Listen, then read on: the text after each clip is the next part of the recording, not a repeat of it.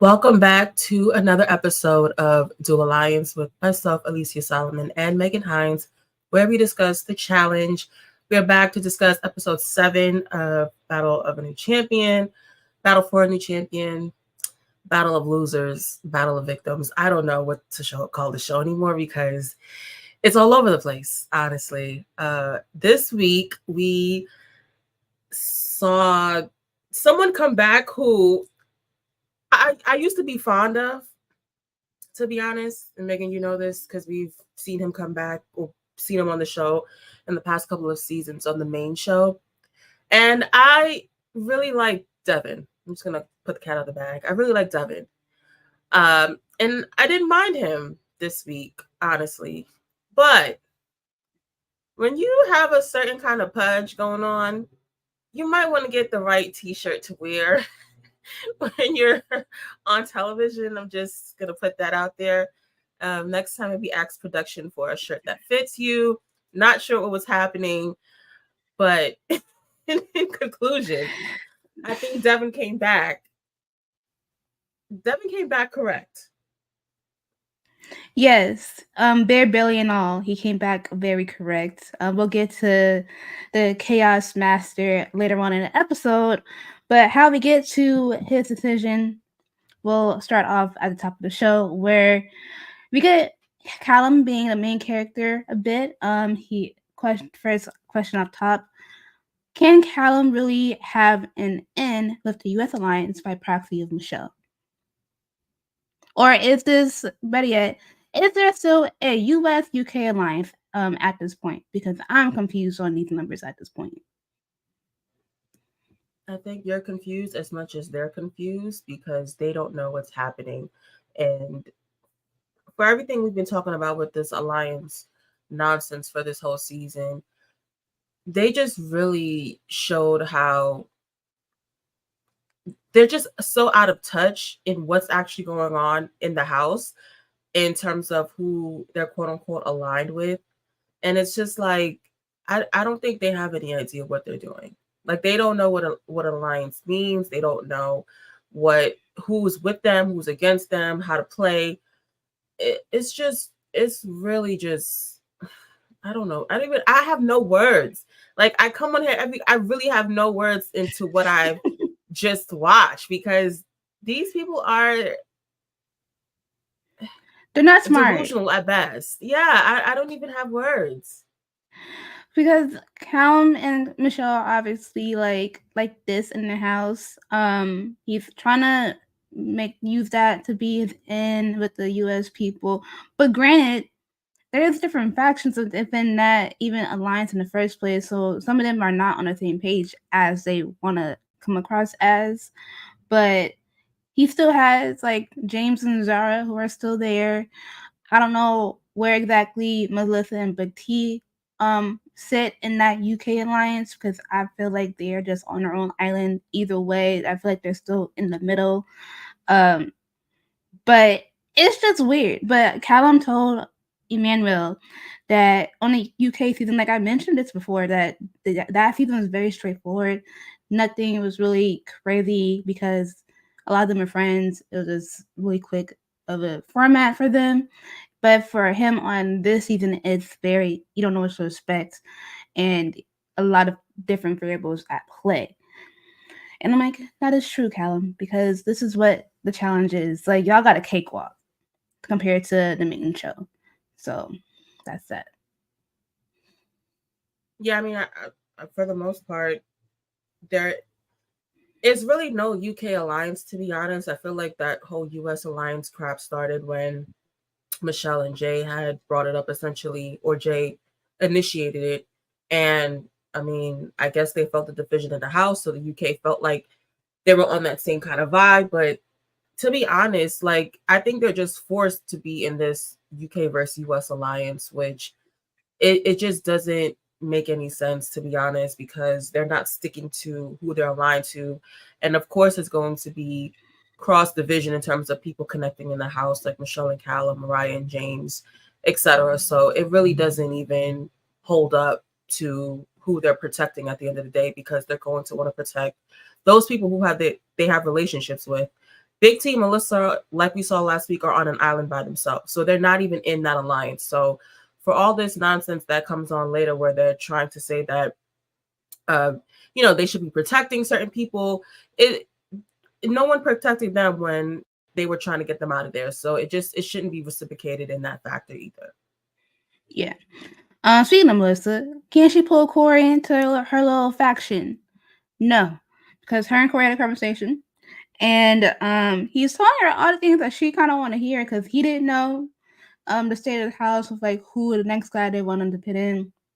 And granted, the Biden was involved, like nobody was really talking to him at that point. Even later on in the episode, that he didn't know what was going on because nobody's talking to him, so he doesn't have a clue on like what guy would be next to go in. But that's really it. That's just the sounding ground for what happens later on because Corey has felt at this point on his own island within his own alliance, and no one's saying anything to him, so he doesn't know the state of the house at the moment. Yeah, we'll discuss it later. I mean, I have no words for Corey. Yeah. We're going to get into the daily challenge, which we're back in groups of either 3 or 4, and they're playing Working the Angles, where the teams will compete one at a time as they'll be suspended over water on a large pyramid that contains a puzzle key on its faces, and it must work to recreate the key using pieces on the second pyramid, and they have to swing a rope to get to that second pyramid in order to complete the puzzle. The team with the fastest time will win this daily and have some power. The first group to go was Colleen, Olivia, and Jay. And Jay was being a little spider monkey. And he was able to get over to that other pyramid really quick. And he was really showing his skill and talent. Sure. Showing why he should be here. I don't really care for Jay. I think that he thinks he's more than what he is, especially in a cast that honestly doesn't have any of the bigger name players. Jay is just whatever. Like I don't buy whatever Jay is selling. Like half of this cast, I'm not really into it. But shout out to Colleen for making an appearance and having some kind of verbal notoriety on this episode because hey girl, we miss you on the show. And yeah, I mean, for most of these groups, it was more or less like them getting to the other side and trying to at least get like as quickly as they can. I think obviously the group that did the best in terms of getting this super fast was Horacio, Kylan, and Big T, which is surprising, not because of who is on it, but I think because of the chemistry that Horacio and Big T have lacked, because clearly Horacio has said Big T's name a couple of times this season. And so I feel like it's underlying tension with them. But since they're playing together, like they have to work it out. Shout out to Kylan as well for being there and do what he needed to do. I think also the funniest part of this episode was Mariah worried about that damn wide nose that she bought for $13,000. Mariah, please be so serious at this moment. Like, girl, she literally did not want to go across because she's first of all, she brought up James and his accident, which that was the most notable reason that James was on this show to begin with. But from his season in the international show, James had an episode where this is the first episode, the first daily challenge. James fell in the water. His eyes got puffed up. He was swollen, blue, black, purple, and yellow. And James was out of the competition. So Mariah, being terrorized by that, decided that she didn't want to go across because she was afraid for her nose job. And out of all the people, I actually think that Olivia would be the most scared for her nose job just because what happened last season with Olivia. But no, on a 4-man team that could have honestly did the challenge super quick with four people, like it would have been 3 people on that side getting all the puzzle pieces together. Mariah decides her $13K investment was more important than adding money to the pot or being safe in this challenge. And I think that's the funniest thing ever. It's just like, why are you scared to swing over because of the nose? But you had to jump down into the water anyways. And we saw when Olivia's group went, it was like her and Colleen, and when they finished, Olivia fell into the water really bad. But it took a moment for her to regroup herself. But she was okay.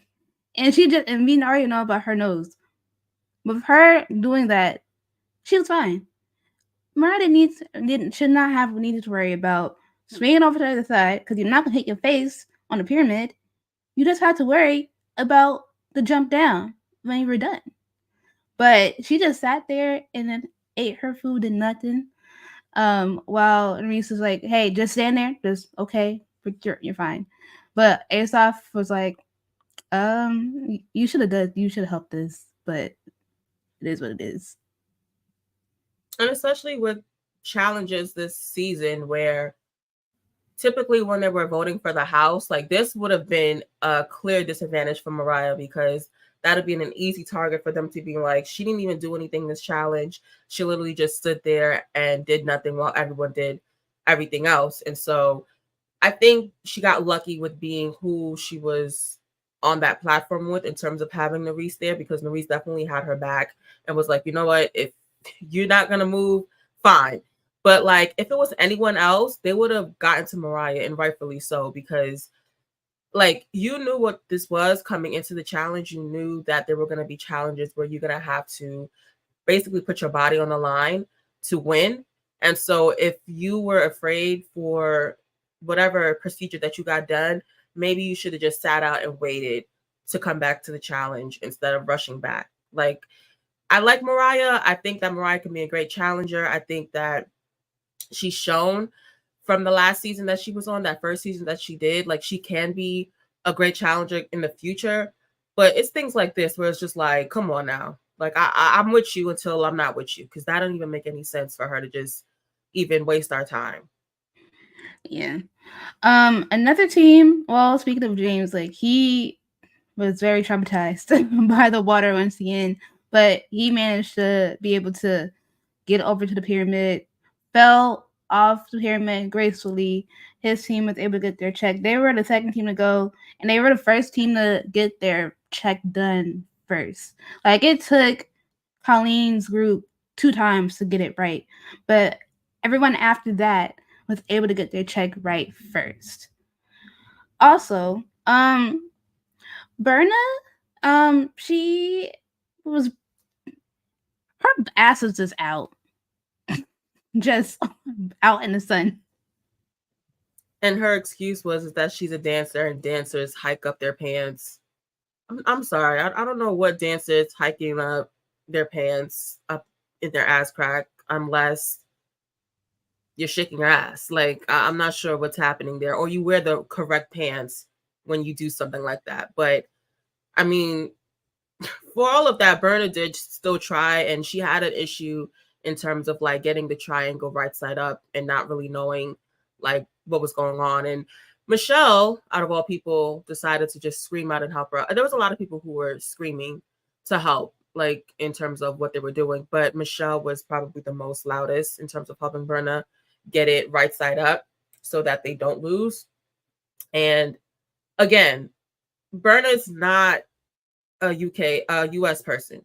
So this is where I'm also confused. It's just like they're trying to save all of these people and you're not aligned with them. Like that was a team with Corey, Raven, and Berna. I get that Corey and Raven are in the US alliance and Michelle and Corey made up after that whole mishap last week, but what does that have to do with Michelle? Like I don't get it. I really don't understand why they have to do the things that they do. Like, why are you yelling to help someone else? Like, you're trying to win.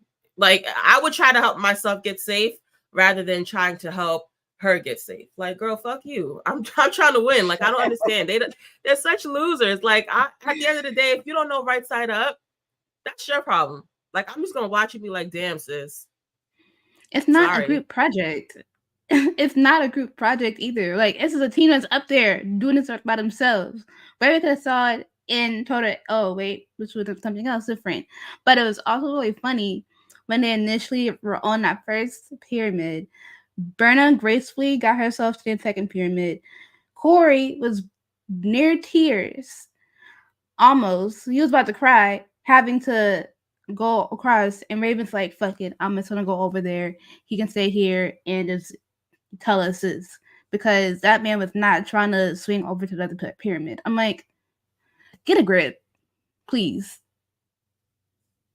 I mean, I'm not surprised, to be honest. Like, he doesn't strike me as somebody who is, I don't know, like could like win challenges, like period. You know what I mean? Like, I just don't get that vibe from him. So I'm not surprised he was probably like scared shitless and didn't want to do the challenge. But shout out to Raven for, you know, stepping up and doing it, because they needed to at least get a chance to win, like at least be in the mix. So shout out to Raven for doing that. And there was a couple people who went over that other side of the pyramid and did not land gracefully, i.e. Kylan. Kylan thought that he was going to be like Jay and kind of just glide, because for all of Jay's faults and annoyances on the show, Jay actually probably did the best in terms of climbing on that side of the, you know, pyramid and like getting over to the puzzle. And Kylan was like, oh, he looks like a spider monkey. You know, he's just gliding over there. And I don't know if Kylan thought that he was just gonna go up and recreate that same magic. But Kylan almost fell on his ass, essentially, climbing over there. Like, he barely had a grip on him. And I'm like, Kylan, I try to root for Kylan, but he does things like that where it's just like, you could see he's more of a fan than he is like a real life player. Yeah. And that's what he's coming to terms with.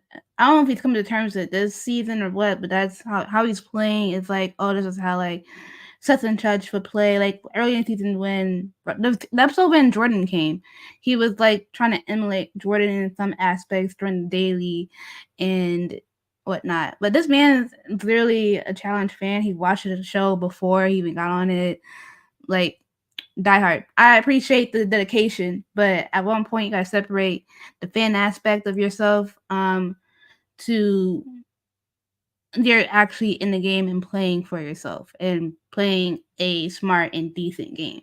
Because at this point too, Kylan, as much as he's in the US Alliance, he is just there and he's trying to like figure out his own game plan amidst all of that. Don't really care as much about the decision that he makes that will be impacting the rest of the group. So basically, the team that won, who was going lightning fast with good communication and going quick with putting the pieces on the pyramid, was Horacio, Big T, and Kylan. And they are safe and they have to pick a man to go directly to the arena.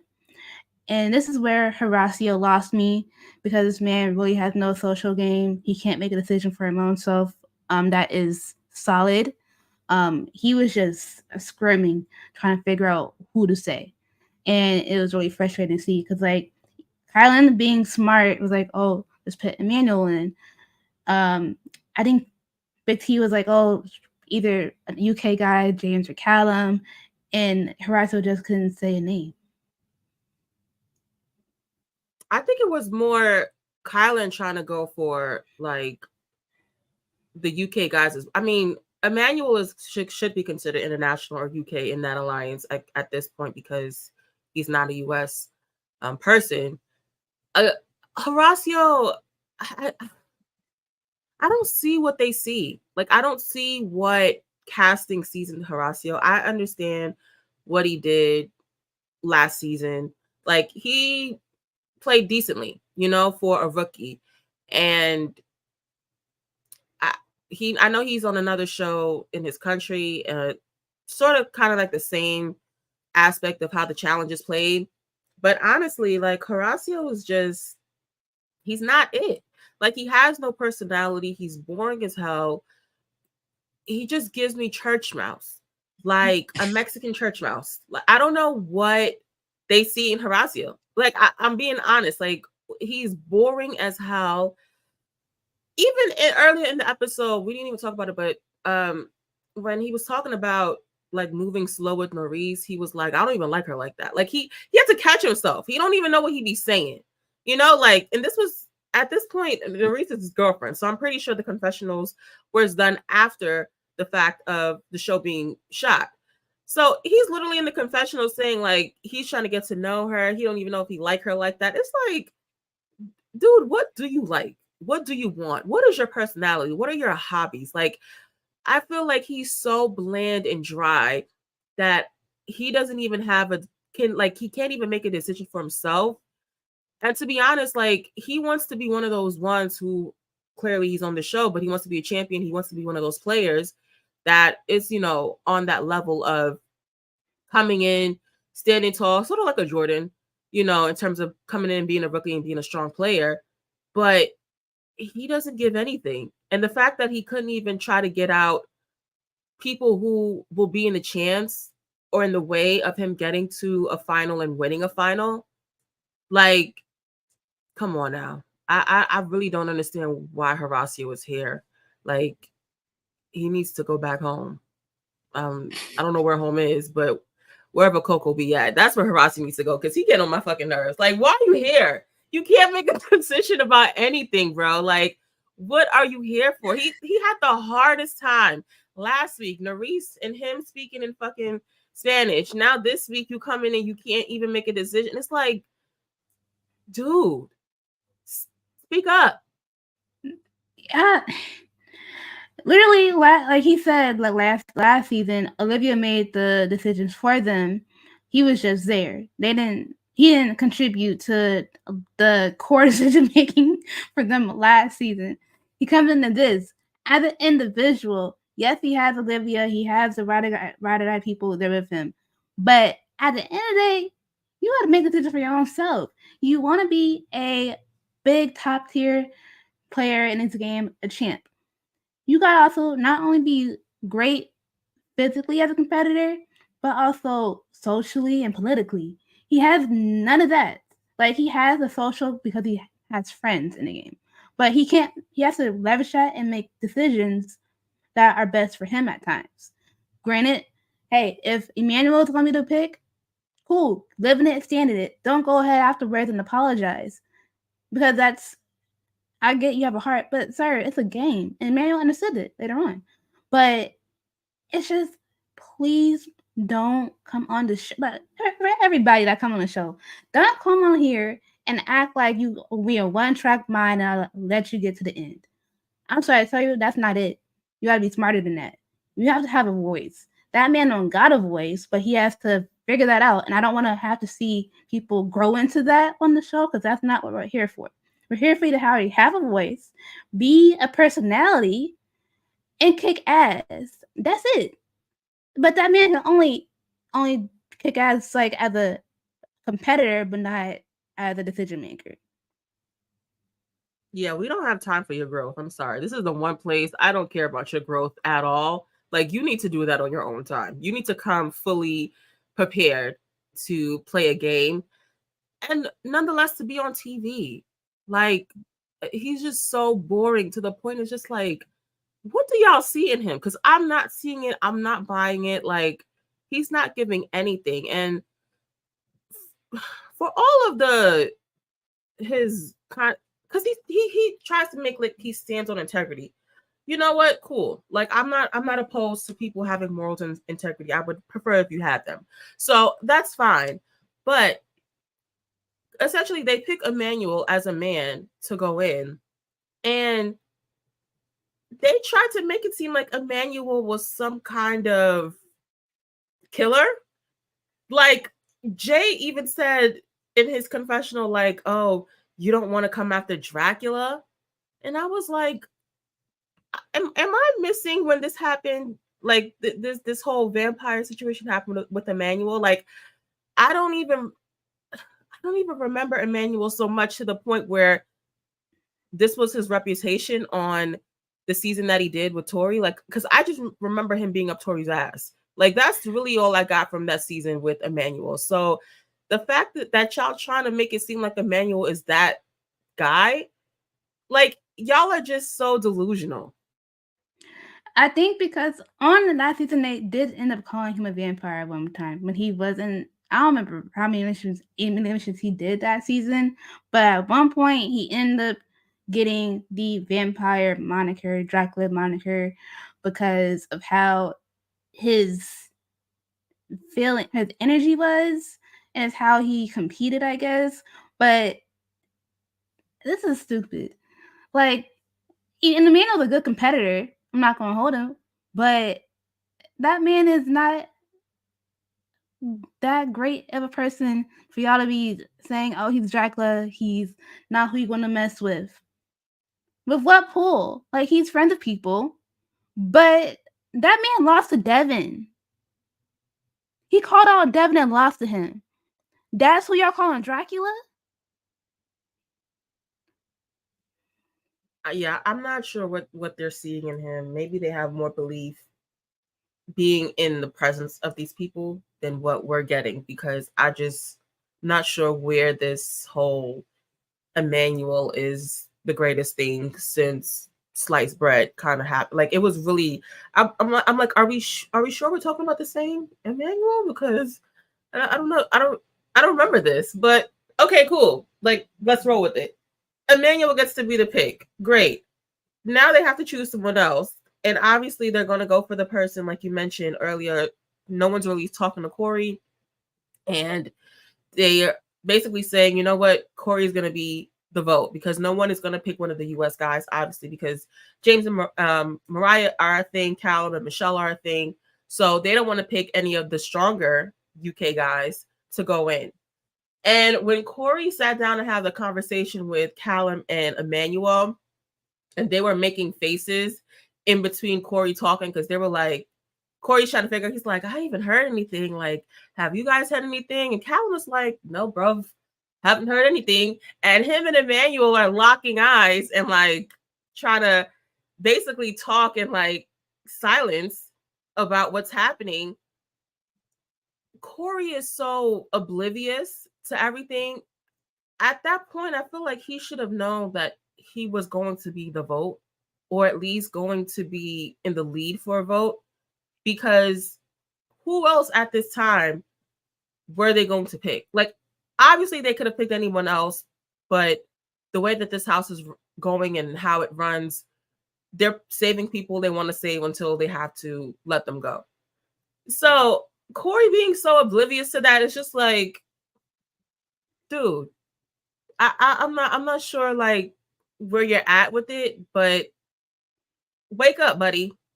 Like, they're literally sitting in front of him and having a whole eye conversation, which is crazy. That man is delusional. He feels like he has pull. He don't got pull. He literally said later on in Deliberation that his actual number ones are Jay and Michelle. That's who you're looking out for. Everybody else is disposable with him. But I'm like, I'll get to that. But before I get back on the Corey real quick, I feel like the writing was on the wall low key for Callum, because Callum was starting to talk a little bit too much this episode as well, because at the club he was talking to the group, like it was Jay, Berna, and Emmanuel. He was like saying that Nerese is like queen bee, she's running the house, and he doesn't trust her. And Jay's like, I've known that girl for like 5 years. I hear you, but I'm gonna keep an eye on whatever's going on. But that's my friend. I'm not about to do that. And Callan is like talking lots of different people, and I'm like, that might bite him in the butt. Well, obviously, when they give anyone like more airtime than usual, 9 times out of 10, they're the person who's going to be in elimination and probably going home. So yeah, we did get a lot of Callum this episode. And as far as that club scene, I feel like he was talking to the wrong people. Like, why would you bring that conversation up in front of Jay? Like, Berna is fine, because him and Berna obviously felt the same way, because whenever he said, you know, he felt like Nerese was acting like she runs the house and runs the stuff, Berna was like, oh my God, I feel that way too. Again, Berna could be a part of that UK International Alliance, but to have that conversation in front of Jay, Callum definitely got way too comfortable because he was dealing with Michelle. And at some point, like, she's gonna have to choose, or the house is gonna have to choose between you and somebody else. And I'm pretty sure she'll go with Jay over Callum at the end of the day. So yeah, Callum got a little too comfortable for his own self, and it definitely came back to bite him later on in the episode. But and Nerys is running rut. Like, y'all just saying anything. I guess being in the house, like, it felt like Nerys was running the house, quote unquote. But Nerys has been relatively mute for the most part, except for last week when she got into it with Melissa. Yeah, and because like he noticed that when Horacio was making a decision last week, she had to talk to him in Spanish. Other than that, like nothing else has really popped up like of her like spearheading any conversations or any targets. Like she's just vibing at this point. Like she's sitting pretty in her position, but she's not running anything that has led to a lot of people leaving. Like, sure, Chauncey, that was a decision, but that's just personal with petty vendetta shit. But other than that, she hasn't done anything. I feel like it's been more of the four quote unquote core. I'm not even gonna put a stop in that. I'll just say the three people in terms of Jay, Michelle, and Nerys that have the most quote unquote pull in the house. Like, I'm not gonna just say it's Nerys, but I do think that the three of them together have decided to like spearhead whatever's happening in the house because however they feel about their positions being in the challenge. Yeah, and every week it's something different. Like, but also the day, like they're going after people that are not even actual threats, which is the funniest part. So they're not playing great, that core at least. We get to deliberation, and it's time for Corey to state his case. Corey said, "Is there literally any other person aside from me that y'all want to put in?" Everybody's like, "No." And he asked why. Raven said that man is flip floppy, and he tried to put it back on her. Like, are you not also wishy washy? Like, why people weren't trusting you early? Babes, we're 7 episodes into this season. You've shown thus far you're not that much. She's actually been sitting fine ever since that little mishap, but people know you've been being weird the whole time. It's just matter of fact, so your time.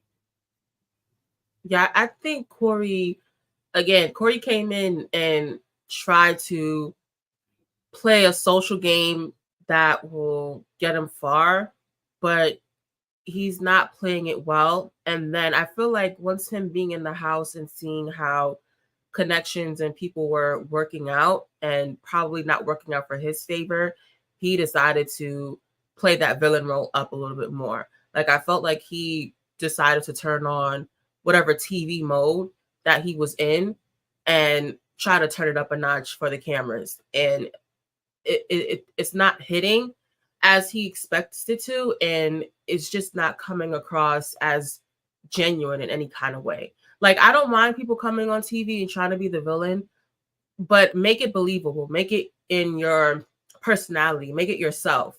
And that's not what Corey's done. And it's honestly disgusting because once you get to everyone going around the house saying like why they're going to choose Corey, to be honest, he then decides to say that he's been using Big T and Melissa for information so that he can go back to his alliance, so that he can basically make them see that they can trust him. And it's like, first of all, you're so far gone that you think basically coming in front of a whole house and saying that you're using people is going to make them see that they trust you. I don't know what game you thought that was going to play into, but honestly, you just look like a plumb fool. And I feel bad for Big T, honestly, because I feel like she did genuinely open up to him. You know, we had that whole episode where she came out and they did show a clip of him talking to her about, chosen family and how that can affect, people coming out and all the other stuff. Like he was honestly having what seemed to be a genuine conversation, and it may have been a genuine one, but now for you to come and sit in everyone's face and say that you were using two people, especially two women, and especially with Corey's track record of having interactions with women online, especially trying to get back on the show. Like, Corey, I feel like you need to come with another angle when you're trying to do this. It's so disgusting and so disingenuous, and it's not clicking how you want it to. And it's just making you look stupid. And I'm not sure why he thought that this was going to work. I'm not sure why he thought after the fact that this would make them trust him. Like every single time after he said that, I would be going after Corey because there's no way possible. Whenever it's a male elimination, Corey's the first person. If you didn't lose, like you're the first person who's going to go in. It's no way that this is going to make everyone be like, oh, no, we can't, not say Corey's name because he showed us that we can trust him. Dude, I feel like that was just disgusting for him to do. It really was. And I just want to know, what information were you even telling people? I feel like you weren't telling anybody anything because you literally said everybody else is a tool to him. His only allegiance was to Jay and Michelle. What information from Big T and Melissa have you told everybody else in this quote unquote US alliance? Like, you literally just played with them ladies' faces for nothing, for a moment. And it went bad. And then Michelle was like, I don't know if I should be proud or disappointed in how he did this. I'm like, how he did it was horrible. Like, if you want to try and like be loyal to people, why would you try and like go after two people who are already on their own island in the first place and don't have that much pull? That don't make sense. That man just let me not be emotional about it, but it's just like very annoying and frustrating to see him do this when literally they opened up to you, they had opened their arms to you, and you just play in their face and try and say, oh, I manipulated them, and whatnot. That's not it. It's very weird. I have nothing really else to say. Cause like I thought I was like, oh, I'm gonna go in on Corey because it's horrible. You said mainly everything I wanted to say, but it's just every single time he tries to have a moment, it's against the woman, and he doesn't play it smart. He wants to be a villain, but it's bad. You're doing it wrong against the wrong people at that. Because at this point, sorry, because at this point of everybody on the show, everybody likes Melissa and Big T that are fans of the show. So you coming at both of them, you're gonna get heat online. So if you're gonna say, "Oh, I'm against them," don't then come online and play the victim. Just stand in it and leave it be. Don't act like, "Oh, I'm still their friend." You're not their friend, my guy. You can't do that to people. And you literally made them question who you are as a person, not only game wise, but personally. For sure. I just also think that I'm not sure why he decided to come out in front of everyone at the house to do that. Like he could have had a conversation with Michelle and Jay on the side and been like, hey, like I know that you guys feel X, Y, and Z about me, or you're not sure where I stand, but X, Y, and Z about Melissa and Big T. Like you could have played those cards in front of Jay and Michelle directly instead of doing it in the house. Because honestly, like you said, Michelle, Big T and Melissa were the only people who seemingly had some kind of interpersonal connection with him other than the game. Because I feel like this whole, oh, I'm friends with this person, I'm friends with that person, everyone's not really friends. Like you guys are friends as you're not friends. Like you guys are make-believe friends in terms of being outside of the house and connecting. Y'all are just networking at the end of the day. Like I feel like it's just a whole big networking situation that they do. outside of the house that they're calling friendship. So the fact that you had those interpersonal connections and relationships with Melissa and Big T in the house, like, first of all, that goes a long way than you trying to make up to two people who don't give a shit about you. Because at the end of the day, Michelle and Jay probably would have chose way more other people clearly than these two, than him. So it's just like, why would you even decide to go out on a limb like that? Like, you were the only vote that was happening. Like, that's what's crazy. It's like you were literally the only name, the only vote. You were not going to change anyone's mind. So you're just a nasty person. Like, you're a nasty person. Like you said, to go online after the fact and try to double down and make it seem like you're a victim. You're a grown man. Like, tuck your nuts and act like a something, because you really are something else. I'm just gonna leave it at that. I was gonna say something else, but you are something else. Like, you are really a piece of work. It was also literally him calling Big T fake and giving her a weird character analysis, and the way that he went at her with the pointing finger. I'm like, you have so much vim for that lady. She didn't do anything in the house that was so bad and horrible in the game. That all that lady was doing is like keeping her cards close. She wanted to make moves, get people out that were strong players. That's all that lady wanted to do. And here you go saying, "Oh, she's fake. You do this and you're manipulative, whatever." Sir, why are you going at her for playing her game the way she wanted to? And it was pretty much straightforward. She's not manipulating anybody. She just wants to get the stronger people out so she has a better chance to win. You are in this game trying to win money, but you're not trying to take strong people out because your friends are all the strong people. So that don't make no goddamn sense. So that's it. I had to. So, also the last question for that part is, if Corey had an alliance, then why was his name up for consideration in the first place? Sit on that, Corey. You should know. If you have an alliance, you should know that you're confident in your alliance, the full-on alliance, that your name is not going to be said. But because you were moving crazy and people don't know where you stand, you're going to be up for elimination. That's just it. Because nobody was looking at Asaf. Nobody's looking for Ed. Because I'll be forgetting that Ed is there. That man could have been up. And I like Ed too. I do like Ed. I feel like he's genuine. Like, you know, his whole trope from his initial show on the circle to being on the challenge. I like Ed. But Ed gives absolutely dog shit nothing. So the fact that they're not looking at anyone else but you, clearly you're on an island by yourself. And Ed, please, I that whole moment with him and Big T and Melissa in the club, and he was like, "Oh, I'll be in an alliance with you guys," and basically just lying to their face and being like, "I already have my alliance." If you don't win a challenge, Ed, you're the first one to go. Sorry, like I don't know where you thought you, like, where your ranking was at, but you have to play well for people to even consider you high up. So let's relax on the Big T and Melissa hate. Yeah. So overwhelmingly, the vote is for Corey, and he felt horrible that nobody defended him, but rightfully so, because you look crazy. And he was like, if that was someone else that I was close with, I would have done so.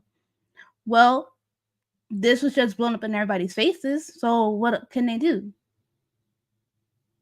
So that's it. We have now Corey and Emmanuel, who are going to be in the arena, who will possibly face one of the veterans. However, we see the King of Chaos and Devin come out in the arena, and everybody cheered for him. And he had to decide to do the draw, and he got the blank one. Because obviously, when you get the blank one, you don't know what's going to happen. And in this case, Devin had to choose any of the men who were not named Horacio or Kylan to come down. Which finally, I feel like we've been waiting to see what the third one was, because the first 2 weeks obviously got a name that was chosen, but Devin has been proven to show that he can clearly pick a draw really well. So this turned out in the favor of not only production, but also for Devin coming in the house and trying to pick someone new. And it was funny to see Devin's assessment in terms of who he was going to pick, because obviously Emmanuel and Corey were down there. So they thought it was just only them two. Again, I don't know why everybody felt so safe in terms of this game, because it is chaos at the end of the day. And just because you haven't seen the third draw happen does that mean that you're in the clear. So everyone who was so like, oh my gosh, like no one's safe up here. No shit, Sherlock. It's the reason why you're not safe at all. Like that's just what it is. That's what's gonna happen. But Devin was looking up, trying to see like who he was gonna pick. You know, he was looking at Lord Farquaad, aka James, and he looked at Cal and he's like, okay. And I think Michelle stated in her tweets after the fact that she told Devin not to pick Callum, but Devin decided to really be chaotic and choose Callum. And I was here for it, to be honest, because I felt like Callum or James should have been down there to begin with. But now Devin had the opportunity to really turn it up. And I'm like, okay, I'm here for it. The way that he chose Callum and Michelle he was fuming. He was like, you did not just choose a man I'm close with. I told you not to do that. You did it anyways. But I'm like, hey, it's the name of the game. Nobody's safe. He looked up there, like he was like, I see faces up there that look very comfortable that I don't know. I'm gonna shake shit up, basically. And I'm a big Callum. I respect it. That's what this game is for. This is what this section of the game is for. It's chaos. Nobody was safe.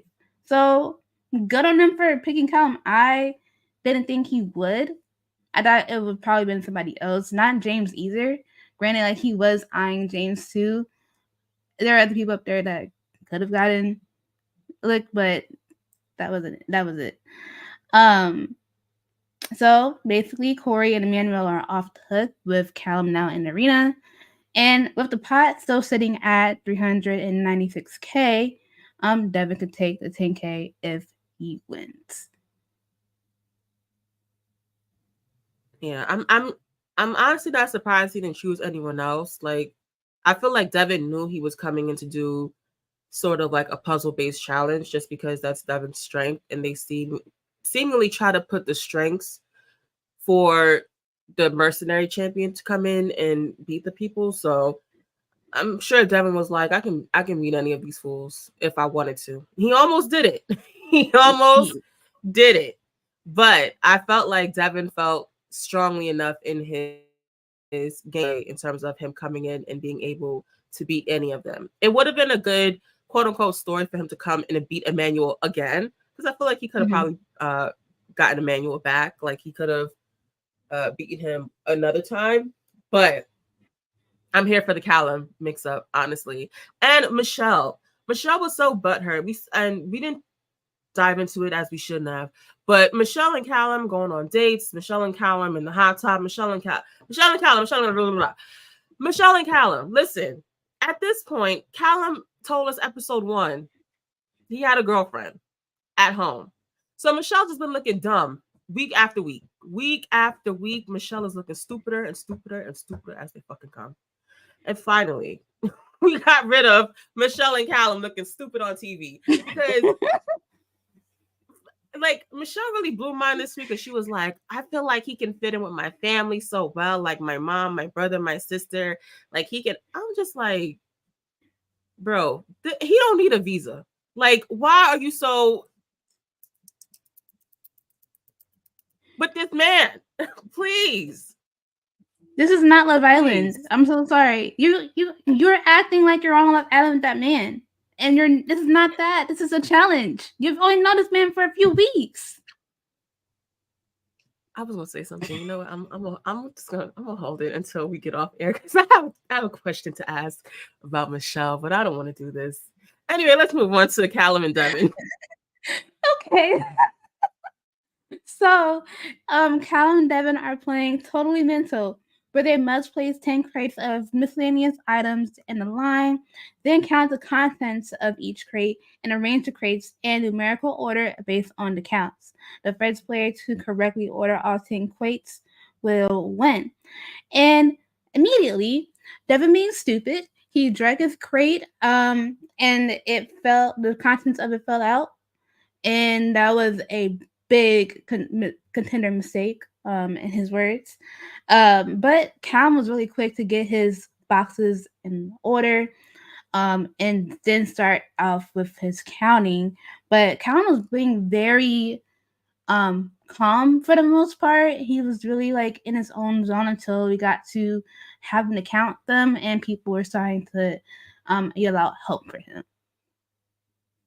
Which, okay, we always say this, but like, why are people yelling to help other people? But in this instance, why are you counting so loud? Like, Callum had to look back at one point and ask, like, where are we at? Just because he's counting in his head and y'all are counting out loud as if this is Sesame Street. And it's so much noise happening and confusion that no one is really like focused on like what they're doing because everyone is yelling and having an opinion. It's honestly annoying. Like, I would have been, everyone shut up. Like, everyone be quiet. I'm not sure how everyone is just going to be, this is not kindergarten. Like, we don't need to be all counting out loud. Everyone zip it up, be quiet, be cool. Once he counts it, he can move on to the next one.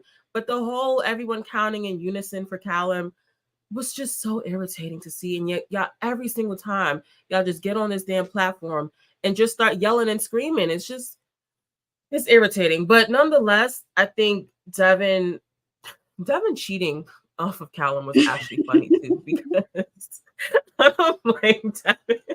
Like, Callum seemed like he was so much further ahead in terms of counting his crates. And Devin at one point just was like, he saw how fast and so much ahead Callum was, that he just was like, you know what? You have the same contents in your crates. Obviously, it's going to be the same number. Let me just look in your crate and see what you got going on. What's your number? Like, he basically cheating like, yeah, so what number you get? All right, cool. I'm going to write it down too. And I'm just like, I can't be mad at it. It's Devin. Like, it's seemingly fitting for him to cheat like that. But then once Devin checked, I was like, I think he got it wrong. And of course, TJ was like, he got it wrong. Callum checked. Callum got it wrong. So now they're going back and forth. Check, trying to see who can get it the fastest. And I really thought Callum had it.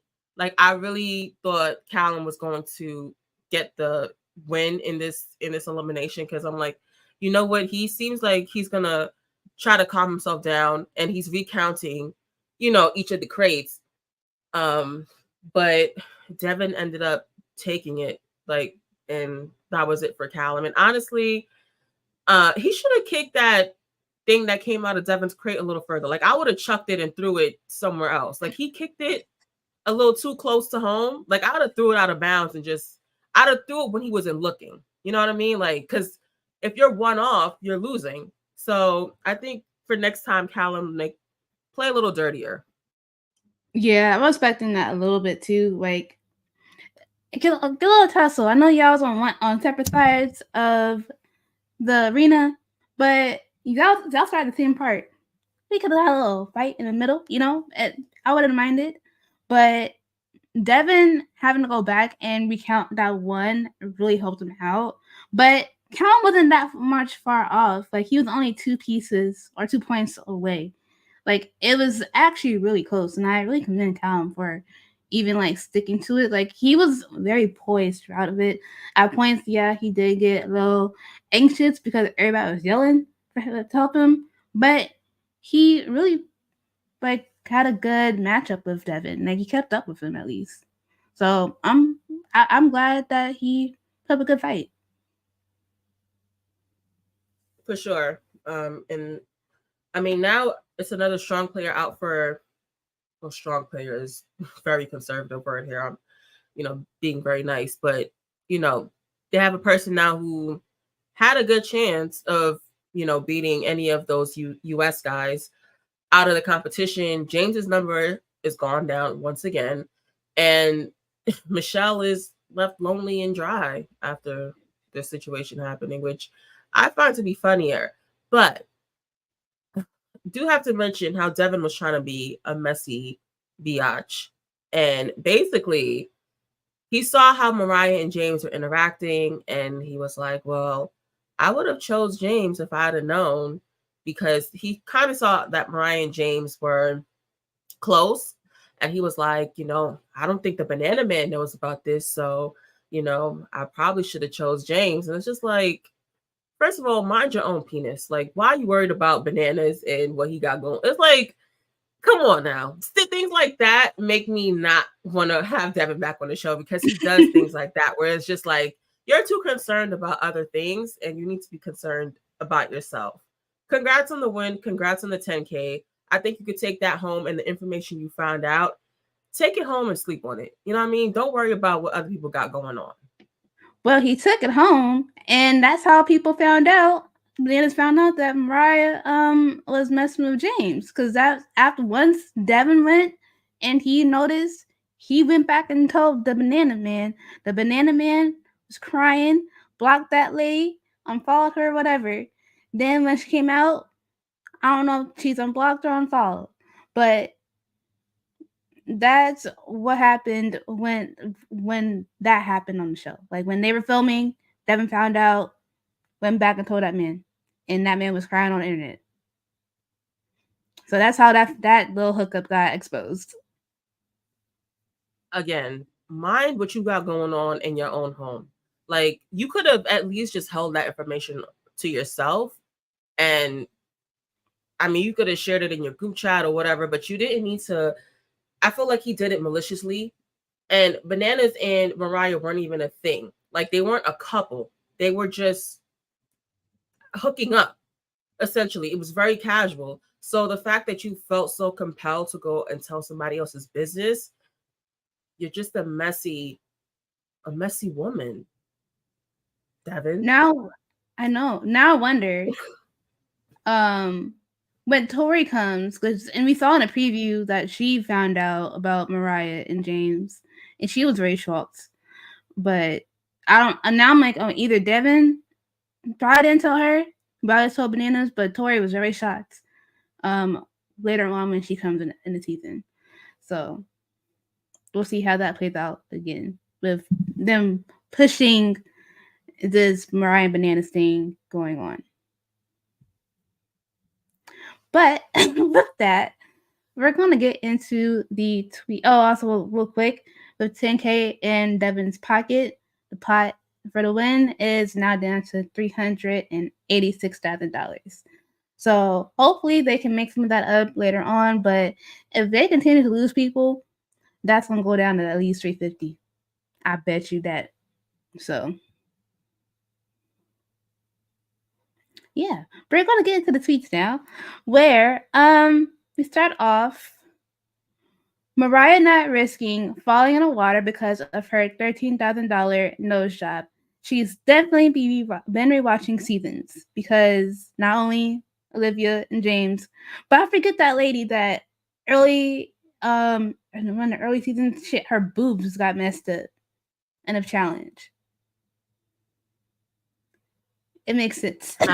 I don't remember who, but again, if you already knew you coming in with new work, just take a break. Yeah. From Kylan himself, what UK-US alliance are we talking about? Y'all voted in 2 US members back to back despite my near begging we don't. You don't got pulled. Let's just say that. Yeah,